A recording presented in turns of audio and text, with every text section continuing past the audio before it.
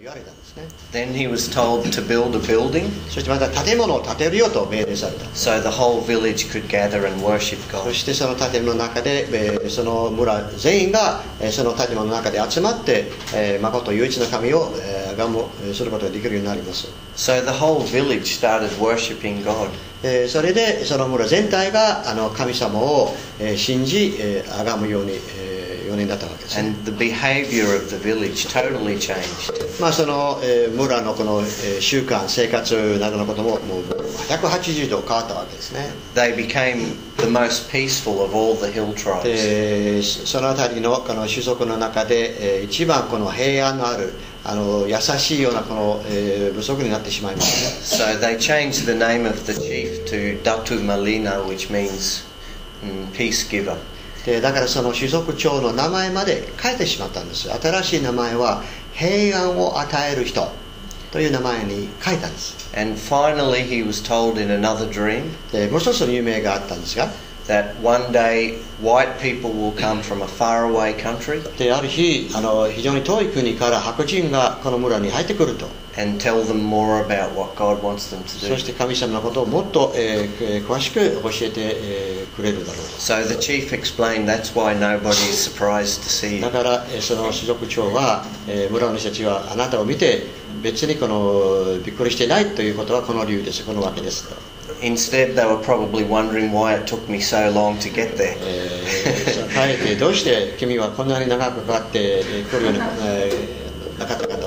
Because it was several years later that I arrived. その夢を見てもう長年の後になったことですからね。 So I shared the gospel with the village. だからそこでその福音を分かち合うことができたんです。 And after I finished speaking, they asked me to leave the room, and all the village people had to leave the room. でその話の後に私にじゃあちょっと部屋を出てちょうだいと。そして長老たちだけが集まったんですね。 Only the elders remained. で長老たちがだけそこ部屋の中に残ったんですね。 Afterwards, they called us back into それ the でま room, た呼び寄せて、 and they announced that they had discussed the message which they just heard. そしてそこでちょっとアナウンスメントしたんです。今日聞いたメッセージを一緒に相談話し合ったんですね。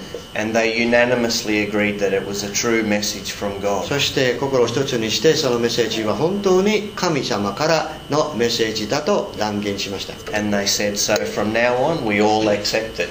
そして今からそれをやっぱり受け取りますというね、心の中に受け入れますと。 So the decision for the whole village was made by the elders. だからその村のために長老たちがその決定をされたわけですね。 And the whole village accepted Christ. そしてその村全員がイエス様を信じるようになったんです。 And when I came back to Australia, そしてオーストラリアに帰ってきた時に we raised money to build them a church building. その建物、その教会の建物のために募金者にお金を集めたんですね。 The whole village was baptized in one day. そしてある一つの日に村全員が洗礼を受けたんです。 And at the opening first church service, they had でその 1,300 建 people. 物の剣道式に出席者1000人だったんです。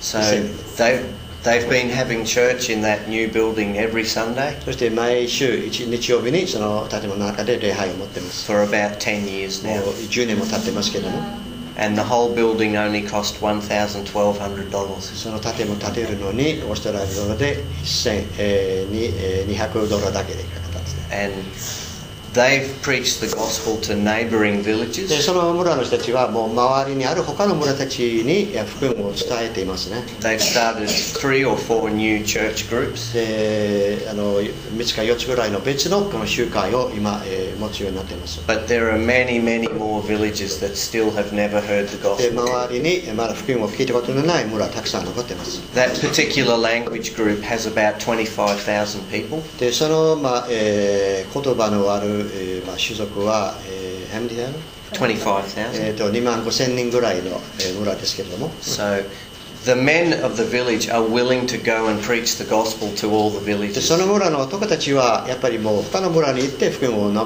べ伝えますという、心を持ってますね。 And if we can help them to build a church in each village, もし私たちは各村に教会を建てるように少しだけの援助できればと。I think we could easily see all 25,000 people come to Christ. もう簡単にその2万5,000人が信じて救われるようになるのを見ることができると思います。It's a small price to pay. 本当に払わなきゃならない代価は非常に小さいじゃないかと思います。But I think if we don't seize the opportunity now, でこの機会を両手で掴まなければ、it won't always be so easy. こんなに優しいようなことは、ではないと思いますね。Because bridges are being built closer to the village. なぜならばその村の近くの谷を橋がたくさん作るようになっていますね。And other religions could take the opportunity to try to get in and 他の宗教、変な異端教の人たちはそのような村に入ることができるようになりますから。So we want to build churches for probably about $1,800 for a church. でからその教会の建物を建てるのにやっぱり$1,500から$800ぐらいまでの間できると思います。It's so cheap. 安いでしょ。But today we want to start to build the kindergarten. で今日、目的はやっぱりその、保育園とか、幼稚園を作りたいということになります。 And that will only be about $1,500. でそれは、$1,200から$500ぐらいだけですけどね。はい、ありがとうございます。だからですね、はい、じゃあ長男の拍手。